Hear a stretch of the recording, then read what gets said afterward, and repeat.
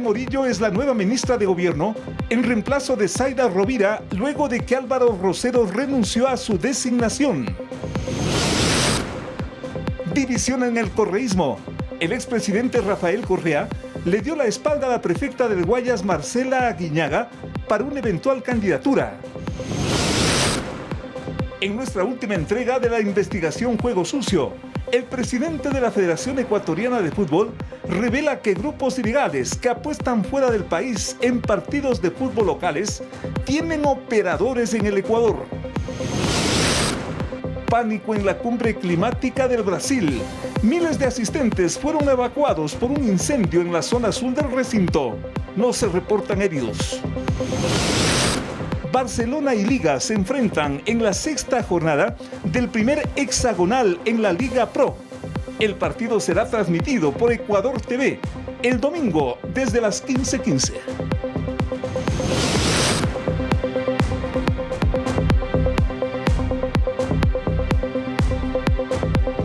Amigos, buenas noches, bienvenidos a la información. El ministro del Interior, John Reinberg, informó que no están autorizados los eventuales recorridos a la nueva cárcel del Encuentro en la provincia de Santa Elena.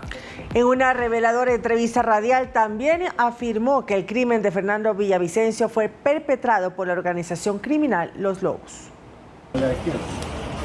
Wilmer Chavarría, alias Pipo, líder máximo de la organización terrorista Los Lobos, estaría relacionado directamente con el magnicidio del ex candidato presidencial Fernando Villavicencio, ocurrido en el norte de Quito el pasado 9 de agosto de 2023. El lamentable asesinato de Villavicencio se dio por la estructura de Los Lobos. Todo lo que sucede o sucedía era de conocimiento de él. Nada se movía, nada se hacía si es que su líder y financista no conocía nada. A la postura del abogado defensor y alias Pipo, que sostiene que la partida de defunción es legal y que su cliente está muerto, Reinberg lo calificó de chistosa y ridícula. Ya hay cosas que se prestan los abogados a tremendas ridiculeces. Lo leí. Y la pillería. No, eso está en la sección cómica. El ministro del Interior no estuvo con vueltas y respondió a quienes pretenden visitar la cárcel del Encuentro.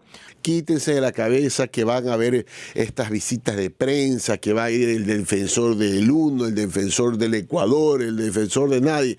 Esto es un centro de máxima seguridad. Aquí no es de querer ir para la novelería, de ver o la novelería de hacer un show. Sobre la situación del ex vicepresidente del correísmo Jorge Glass, recalcó que está en una cárcel de máxima seguridad, donde su vida no corre riesgo y cuenta con sus medicamentos. Acá no le puede pasar nada. Acá, hoy, su vida es lo más cuidado que está por justamente las seguridades que tenemos en la cárcel. Además anunció que la nueva megacárcel de Ecuador será construida también en la provincia de Santa Elena. El centro carcelario de mediana seguridad tendrá capacidad para 15,000 presos. Iván Casamen, Noticias 7.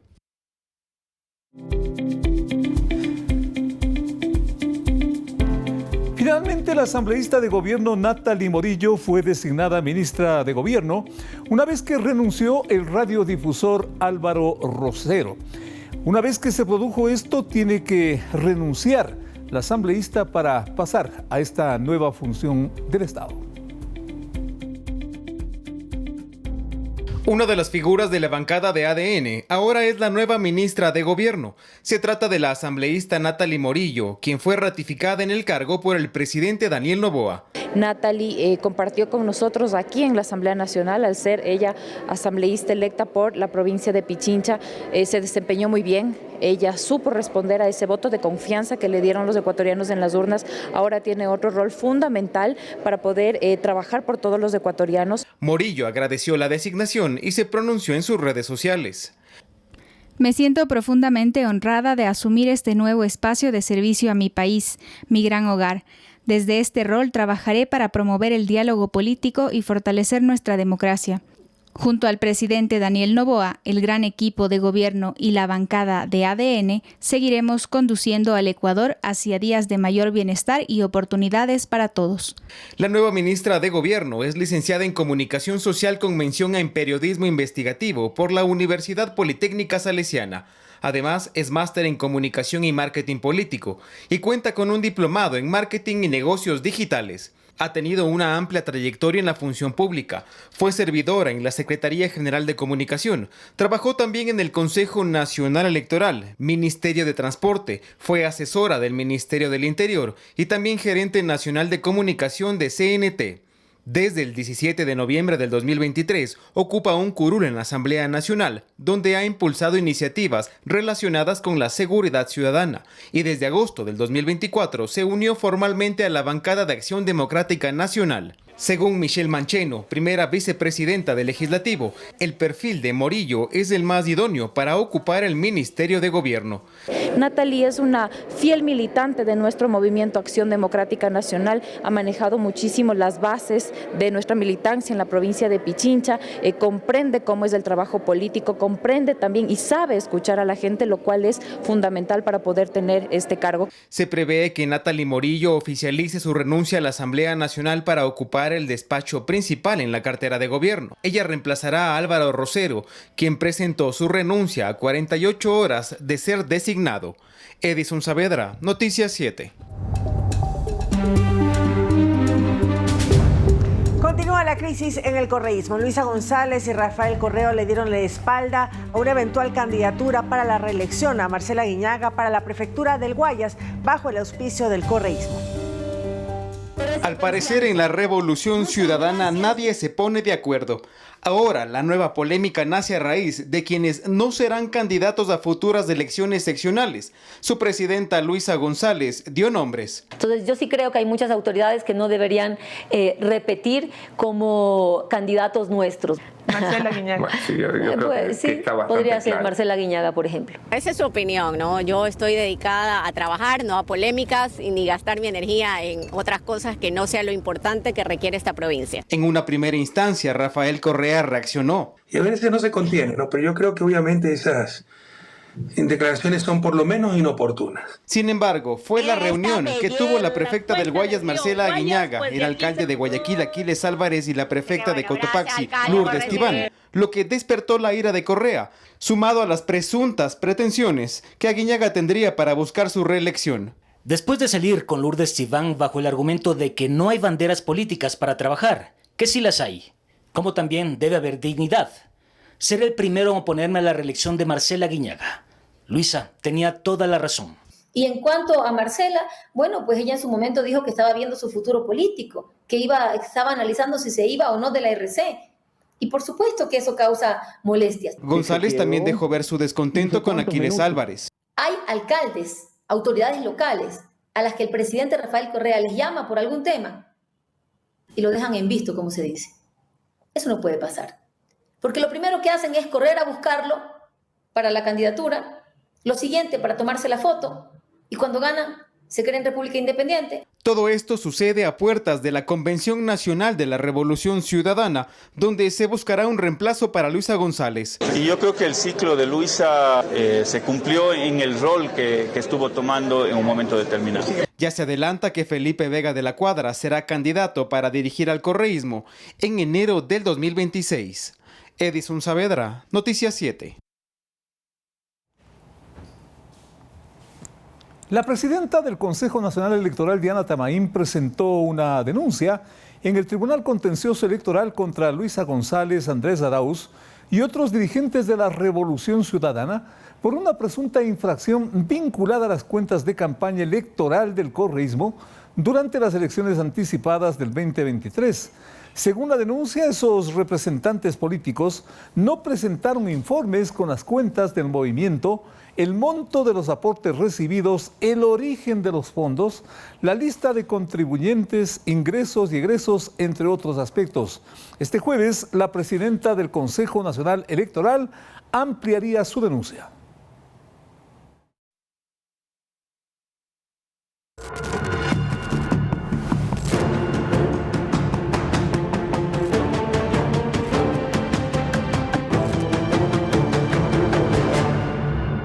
¿Sabían ustedes que hay una millonaria cifra que se mueve en las apuestas deportivas de partidos de la Serie B? Se lo contamos cuando volvamos de esta pausa. generalmente las apuestas están fuera del Ecuador. ¿Qué quiere decir esto? Que estos grupos que apuestan fuera del Ecuador a partidos del fútbol ecuatoriano tienen operadores acá que se encargan de amañar los partidos, pero no necesariamente lo hacen en casas de apuestas locales, en páginas locales, etcétera, sino el partido se juega acá, pero usted apuesta ese partido en Hong Kong, en Singapur.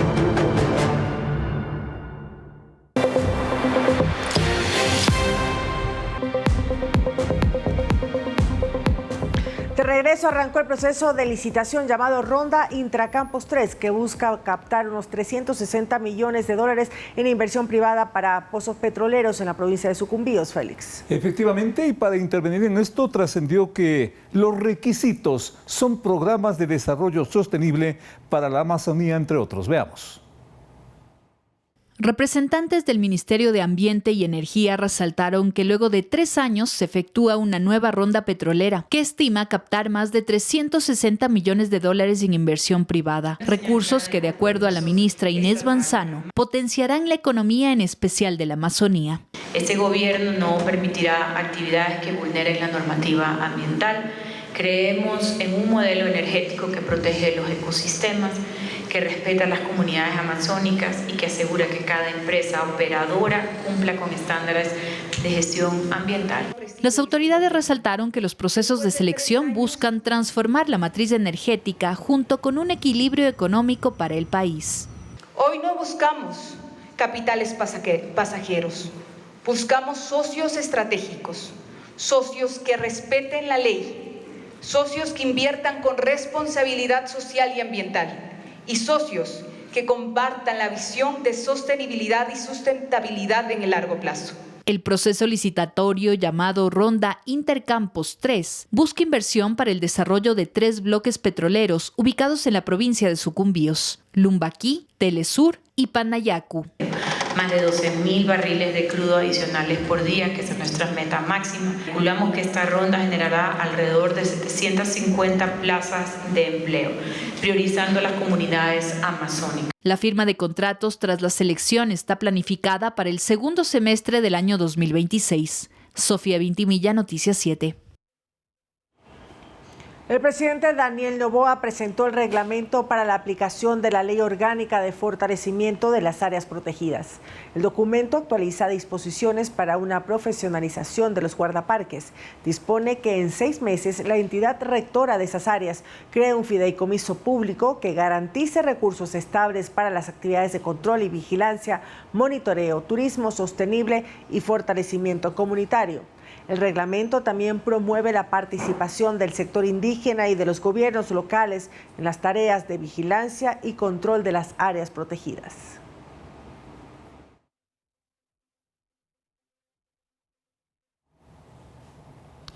El Ministerio de Infraestructura y Transporte firmó un convenio para la construcción del Parque de Tachina en el cantón Esmeraldas de esa provincia. La obra tendrá una inversión superior a los 10 millones de dólares.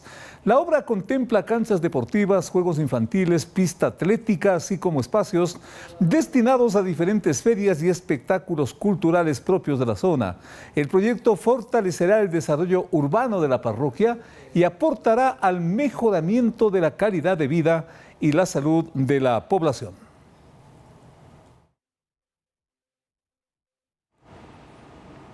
Empezó la entrega de medicinas a las coordinaciones zonales de salud como parte del plan de emergencia para abastecer con medicamentos a los hospitales del país. La capital de Azuay, Cuenca, fue el punto de llegada de los medicamentos que serán destinados de manera progresiva a los hospitales priorizados ubicados en esa ciudad, en Azogues y Macas. Se trata de la primera entrega de fármacos que reciben las coordinaciones zonales de salud en el marco de la compra de medicinas por emergencia.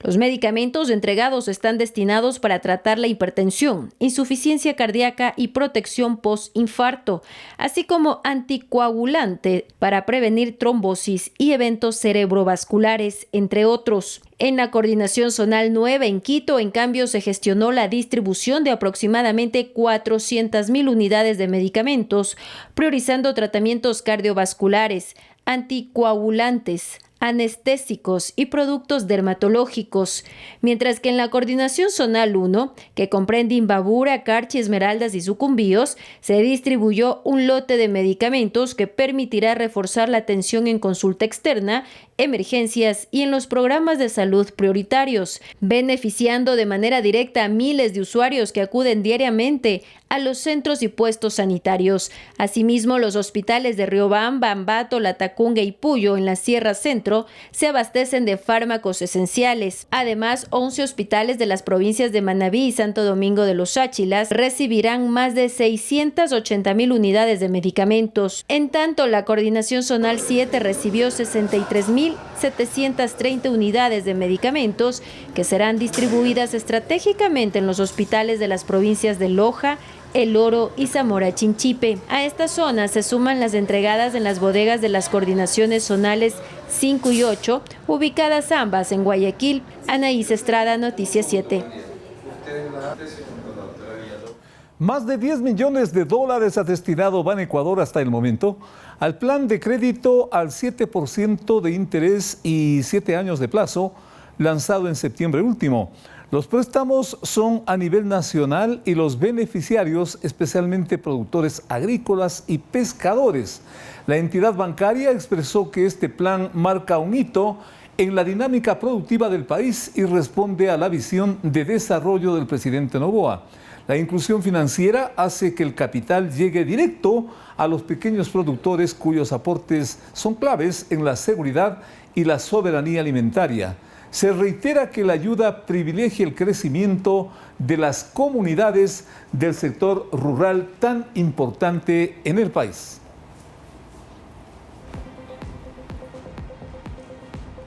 Del 27 de noviembre al 3 de diciembre será el registro nacional para los aspirantes a ingresar a las instituciones de educación superior del país. Este registro tiene carácter obligatorio. Es esta la plataforma que se habilitará a partir del 27 de noviembre para quienes deseen ingresar a una universidad, instituto tecnológico, conservatorio o escuela politécnica pública para el primer periodo académico del 2026. Inscribirse en el Registro Nacional es un trámite obligatorio y podrán hacerlo hasta el 3 de diciembre. Los interesados deberán completar la información solicitada, verificar que los datos estén actualizados y descargar el comprobante como respaldo de que usted ya se registró. La convocatoria está dirigida a estudiantes que están cursando el tercero de bachillerato en el régimen Costa Galápagos, correspondiente al año lectivo 2025-2026. Bachilleres de años anteriores que deseen continuar su formación en instituciones de educación superior públicas. Ciudadanos extranjeros con residencia en el país que se encuentren en situación migratoria irregular. Personas interesadas en acceder a la educación superior pública en carreras focalizadas ofertadas por Policía Nacional, Fuerza Naval, Cuerpo de Bomberos y otras instituciones.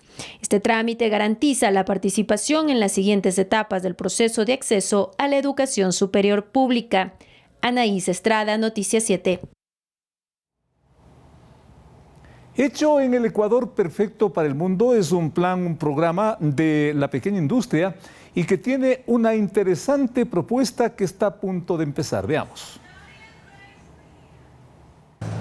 El Centro de Exposiciones Quito será el escenario de la segunda edición Expo Multisectorial 2025, cuyo lema es Hecho en Ecuador, perfecto para el mundo. Un espacio donde se esperan más de 12,000 visitas. La entrada es gratuita. Precios de punto de fábrica. Vas a encontrar desde pavos, fiambres, vinos, chocolates, todo para poder hacer tu canasta navideña ideal en este año al mejor costo y con los mejores productos. La Expo Multisectorial 2025, organizada por la Cámara de las Pequeñas y Medianas Empresas de Pichincha, agrupará a más de 220 pymes de todo el país con el objetivo de generar negocios con ventas directas que se mantengan a largo plazo. Nosotros el anterior año teníamos una previsión de 7 millones en ventas y esperamos más de 15,000 visitantes en esta feria y 35 puntos de contacto directo para hacer negocios después de los enlaces comerciales. La expo se realizará del 27 al 30 de noviembre. Contará también con la participación de 80 emprendedores, instituciones públicas y agencias comerciales de embajadas y cámaras binacionales de inversionistas. Las pymes somos el rostro humano del empresariado y generamos más del 80% de las plazas de empleo pleno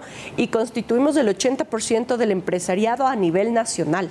El encuentro tendrá espacios de charlas para emprendedores y empresarios y en especial pondrá en valor los productos y servicios elaborados en Ecuador por manos ecuatorianas. Sofía Vintimilla, Noticias 7.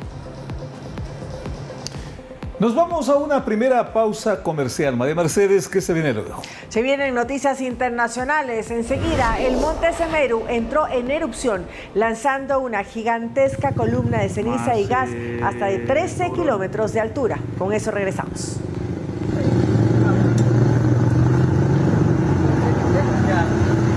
Di Gunung Sawur ini memantau dari bawah Gunung Sawur.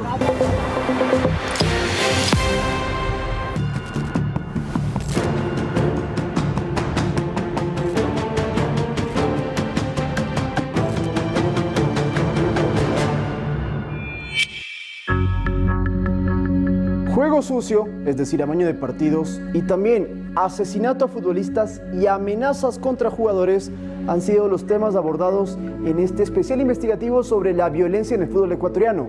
En la entrega de esta noche vamos a escuchar de la propia voz del presidente de la Federación Ecuatoriana cuánto dinero mueven las apuestas deportivas en el sistema del fútbol nacional.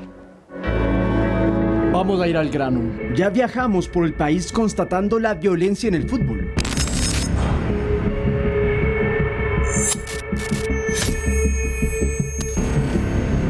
Y hay un fantasma que nunca se alejó de nuestra investigación.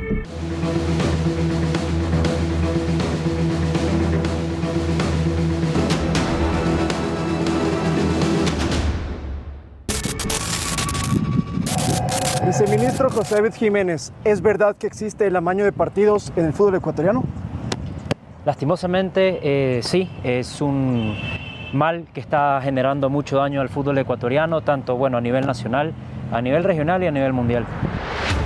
Amañar un partido significa que se acuerde el resultado final o lo que sucede en medio del juego, para así obtener una ganancia económica que se apostó previamente.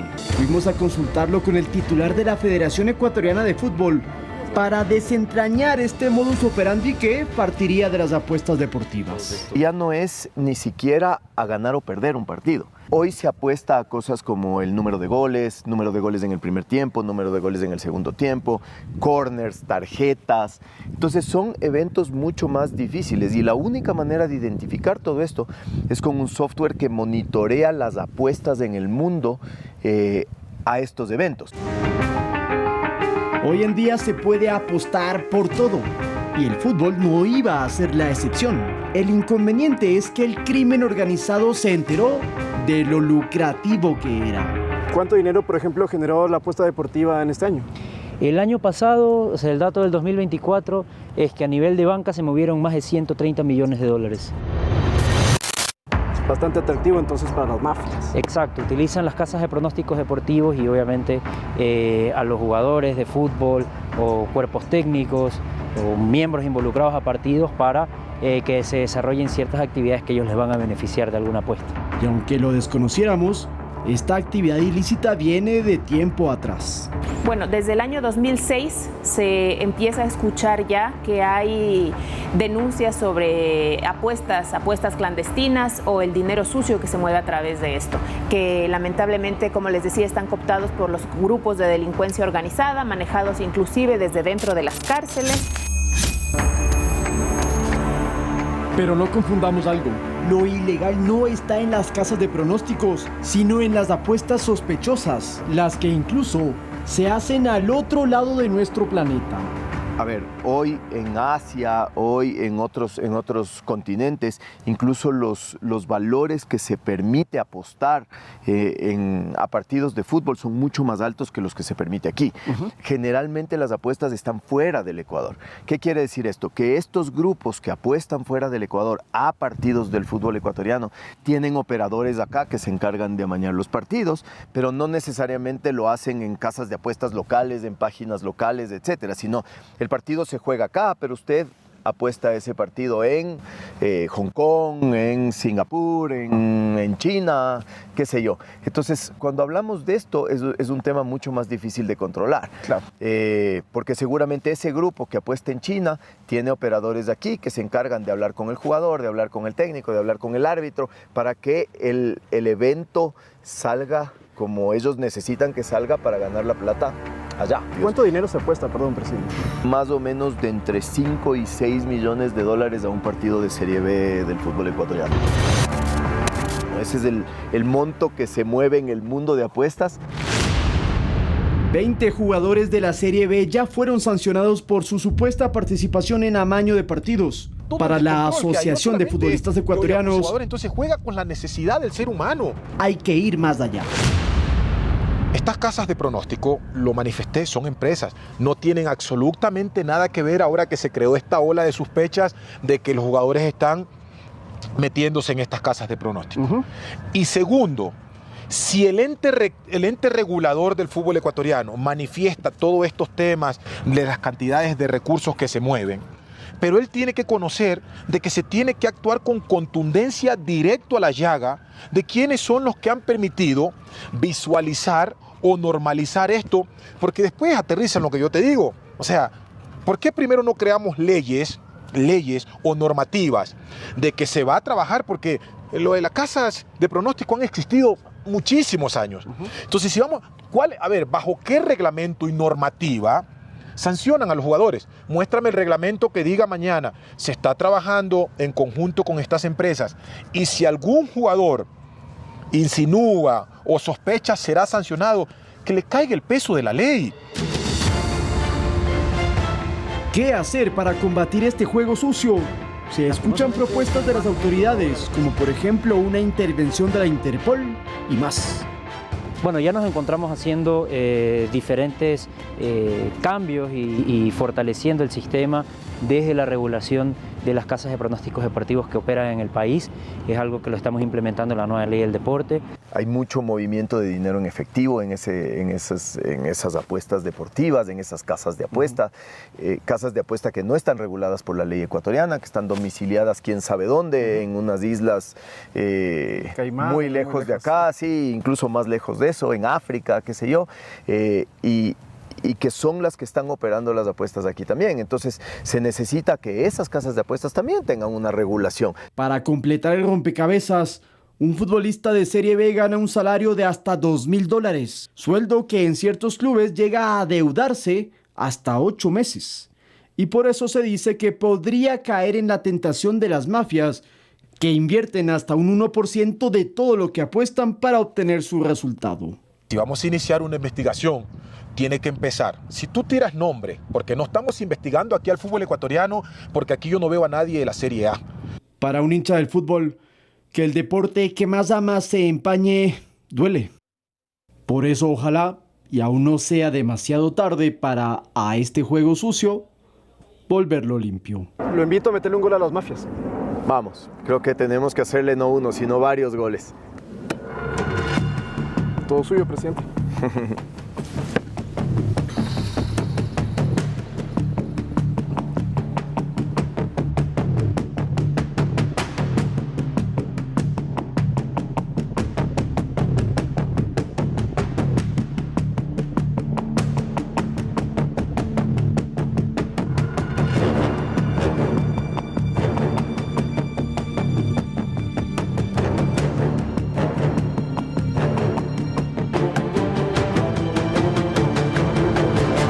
Y así cerramos Juego Sucio.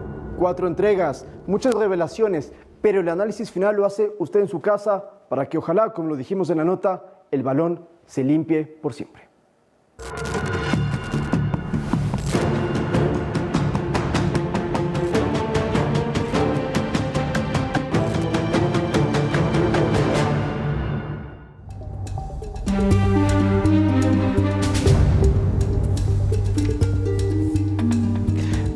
información, en el sur de Guayaquil fueron detenidos 4 presuntos implicados en el asesinato de un adulto mayor. En horas de la noche, cuando un taxista compraba comida en un sector del distrito Florida, llegaron varios sujetos a bordo de motocicletas y uno de ellos realizó varios disparos al interior del local. Lamentablemente, el hombre de 65 años de edad fue alcanzado por los proyectiles y perdió la vida. Se encuentra en el sitio indicios de carácter balístico, de telefonía celular, 4 cartuchos que habían sido percutidos. La policía presume que el hombre sería una víctima colateral, que el ataque no estaba dirigido al hoy fallecido. Inmediatamente se activaron los respectivos protocolos y en varios allanamientos en el barrio 4 de noviembre y Milagro capturaron a 4 sujetos, todos mayores de edad, aparentemente implicados en la muerte del taxista.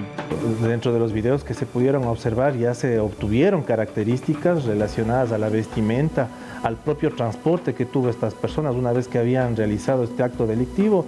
Entre las evidencias encontraron una subametralladora que tenía adaptado un silenciador para evitar que el ruido de las balas ponga en alerta a los testigos, munición y una motocicleta que habría sido utilizada por los presuntos sicarios. La policía investiga si estarían vinculados a un grupo delictivo organizado. En ese sentido es alertar a la Policía Nacional, realizando una actividad proactiva, efectiva, profesional, despliega estratégicamente a sus componentes del eje preventivo, investigativo y de inteligencia.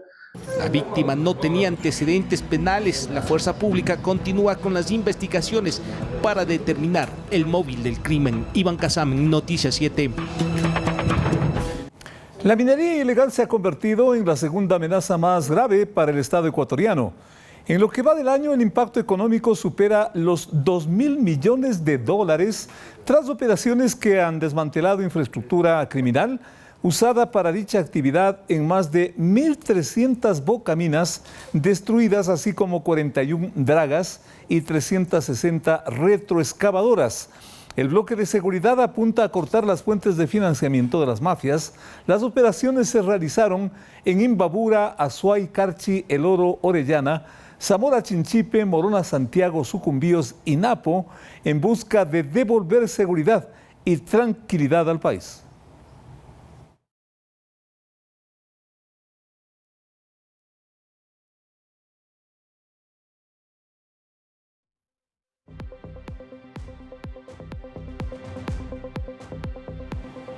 La Fiscalía General del Estado inició una investigación de oficio por una presunta asociación ilícita con fines de fraude procesal contra procesados en el asesinato de Fernando Villavicencio. La entidad sostiene que los vinculados como presuntos autores intelectuales intentan posicionar narrativas sin sustento legal. Por iniciativa propia, la Fiscalía General del Estado abrió una segunda indagación relacionada al asesinato de Fernando Villavicencio en contra de un procesado como presunto autor intelectual del magnicidio. Sin dar nombres, la Fiscalía se refiere a Javier J., prófugo de la justicia que reside en Estados Unidos y cuenta con orden de prisión preventiva. Según Fiscalía, Javier J. intenta posicionar narrativas falsas con procesos judiciales en el exterior que no tienen relación ni incidencia con Ecuador. En sus redes sociales, el procesado hizo pública una supuesta versión que Marcelo Lazo, testigo protegido en el caso Villavicencio, hiciera ante una corte de Estados Unidos y que sería contraria a la que dio a la Fiscalía General del Estado. El Ministerio Público señala que esto sería un posible delito de asociación ilícita con fines de fraude procesal para dilatar lo que se investiga en el país. Esta no es la única queja sobre Javier J. Las hijas de Villavicencio también denunciaron hostigamiento en su contra, lo que por disposición de la jueza tiene prohibido. Javier Jordán casi a diario las incumple. Todo el tiempo está hablando de nosotras, que es una de las cosas que no puede hacer. Además, tejen narrativas en nuestra contra. Incluso Amanda y Tamia Villavicencio tienen una acción de protección a su favor para que Javier J. no pueda acercarse en Estados Unidos. Ni siquiera ante las medidas de Miami, de Estados Unidos, Javier Jordán tiene algún respeto sobre eso. En este caso, se tiene previsto que un nuevo testigo protegido rinda su versión sobre el crimen contra Villavicencio este próximo 24 de noviembre. Edison Saavedra, Noticias 7.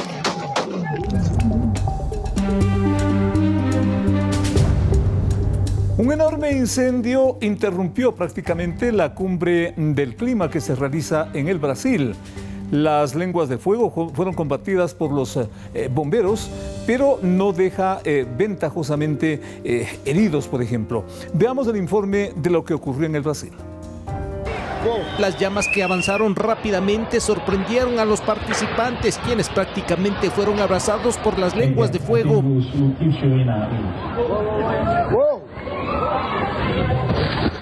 El incendio registrado en el área donde se desarrollan las negociaciones de la cumbre climática de la ONU, COP30, obligó a la evacuación de miles de asistentes. El fuego empezó en la zona azul, que está bajo la administración y supervisión de Naciones Unidas, donde se encuentran las salas de reuniones diplomáticas y pabellones de los países y delegaciones internacionales que participan en la cumbre. La emergencia ocurrió en plena fase crítica de la conferencia, cuando las delegaciones buscaban consenso sobre adaptación climática y transición energética. El sonido de las alarmas y gritos de los testigos alertaron a delegados, periodistas y activistas. El incidente, que sería producto de un cortocircuito, inició en el pabellón de la Comunidad del Este Africano. El incendio, que fue controlado en cuestión de minutos por los bomberos, no dejó heridos, perforó la carpa principal y obligó a interrumpir debates claves sobre financiamiento climático, eliminación de combustibles fósiles y detener la deforestación. Iván Casamen, Noticias 7. Keadaan terkini dari Gunung Sawur masih turun. En Indonesia, un volcán en la isla de Java del monte Semeru entró en erupción, lanzando una gigantesca columna de ceniza y gas hasta de 13 kilómetros de altura. En precaución, las autoridades de Indonesia han elevado el nivel de alerta al máximo y han ordenado la evacuación de al menos 300 habitantes cercanos al volcán. Se ha establecido un radio de seguridad de 8 kilómetros alrededor del cráter. Aunque el volcán se encuentra a 310 kilómetros de Bali, un destino turístico muy popular, las autoridades del aeropuerto local han confirmado que, por el momento, los vuelos operan con normalidad.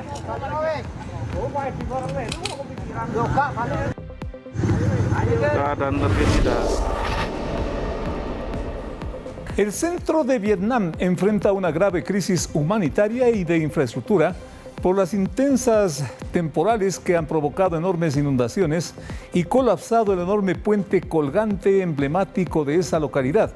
Las imágenes capturaron el momento exacto en que la furia del caudal arrastró la estructura, interrumpiendo una ruta vital y dejando a comunidades enteras incomunicadas.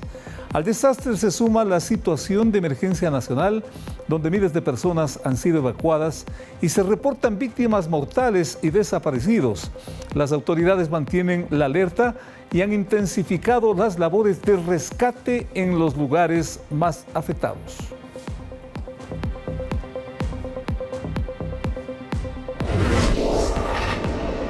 Científicos hallaron la telaraña más grande del mundo en una gruta de azufre en la frontera entre Grecia y Albania.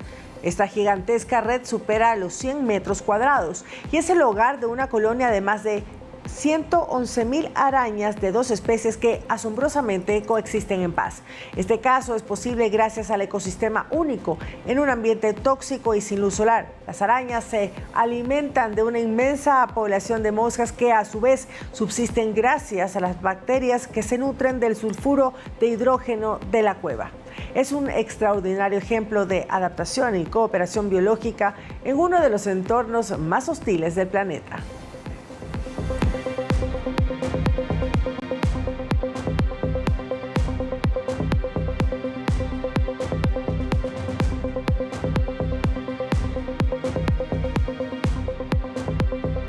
Y nos vamos con los deportes, con uno de los encuentros más importantes, más interesantes sin duda a nivel nacional.